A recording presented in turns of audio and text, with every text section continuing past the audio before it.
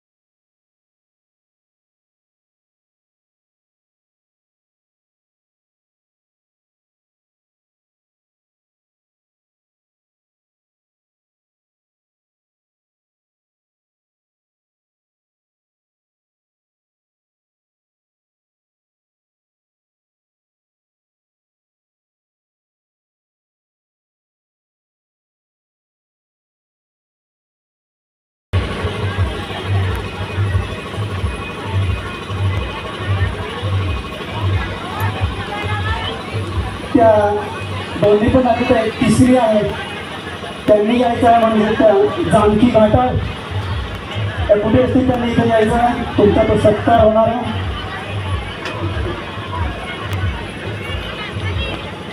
जगता अलनवाडीचं काम करतात त्या सुद्धा महत्त्वाच्या घटक म्हणजे आपल्या आदिवासी भागामध्ये भगत जे काही होत असेल तर ते गाणी दाखवण्यासाठी किंवा कामं करण्यासाठी देवाची कामं करण्यासाठी भगत यांनी यायचं इथे आणि आपल्या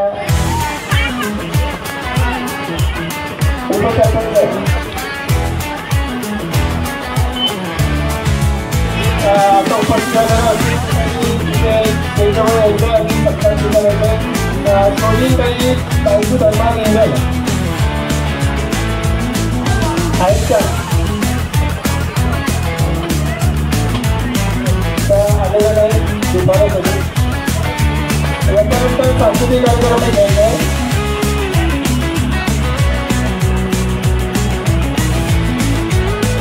कार्यक्रमामध्ये तर त्यांच्या नावाने त्याच्यानंतर पुन्हा एक करमणुकीचा असा म्हणजे 10 मुलांचा सांस्कृतिक कार्यक्रम होणार आहे. कुठं तिथे तयार राहायचं तिथे त्यामध्ये तिथे कामासाठी तयार राहायचं.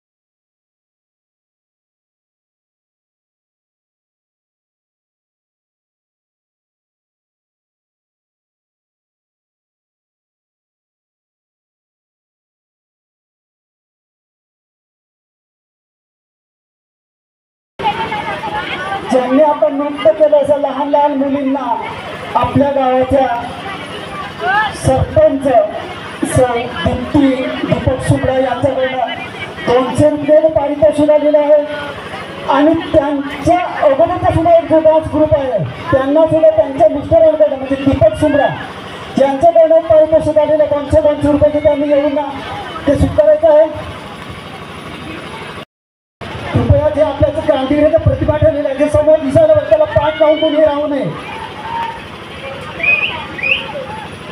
क्रांतिकारक राघोजी भांगरे तसेच राणी दुर्गावतीबाई व छत्रपती शिवाजी महाराज भारतीय राज्यघटनेचे डॉक्टर बाबासाहेब आंबेडकर आणि तुमच्या माझ्यासारख्या आज महिलांना शिक्षण मिळू शकले आणि आज आपण पुरुषाच्या खांद्याला खांदा लावून काम करू शकला अशा क्रांतीज्योती सावित्रीबाई फुले तसेच ज्यांची मला खरोखरच पुण्याही लाभले असे माझे आमदार कैलासवासी माझे आमदार राजाभाऊ विठ्ठल सुमरा तसेच आदिवासी अख्खा आयुष्य जाण्या आदिवासी समाजासाठी काम केले असे तावराम काका असं सर्व महामानवांना मी वंदन करते. आणि आज जागतिक आदिवासी दिनानिमित्त उपस्थित असलेल्या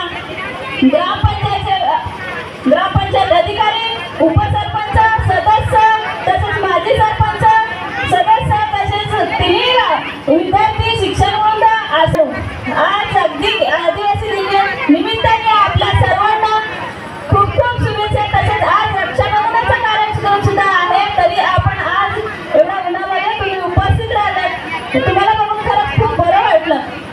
आज जागतिक दिवस निमित्ताने आपला सगळा पक्ष सोडून आपण एकत्र आलोत आणि आज कार्यक्रम करतोय खूप आनंद होतो. जागतिक आदिवासी दिवस का साजरा केला गेला पाहिजे त्याचा उद्देश काय आहे त्याचा हेतू काय आहे तर हे राष्ट्रीय संघटना 50 वर्ष पूर्ण झाल्यानंतर 21व्या शतकानंतर असं लक्षात आलं की आपल्या जगामध्ये वेगवेगळ्या देशामध्ये आदिवासी बांधव हा आहे तो अजूनही विकासाच्या प्रवासाचा लांब आहे आणि त्यांचा कुठेतरी विकास झाला पाहिजे म्हणून त्यांना विकासाचा प्रवास आणला पाहिजे म्हणून त्यांनी 1994 पासून 9 ऑगस्ट हा जागतिक आदिवासी दिवस म्हणून घोषित केला. आज जागतिक आदिवासी दिवस म्हणजे काय आपण फक्त नाचायचं का नाही तर या दिवशी आपण आपल्या संस्कृतीचा रूढी परंपराचा जल जंगल जमीन याच्यासाठी रक्षण करणारे विरुद्ध ज्यांनी लढा दिला आपल्या बाणाचे बलिदान दिले असे अनेक शूरवीर क्रांतिकारक होऊन गेले त्यांचं या दिवशी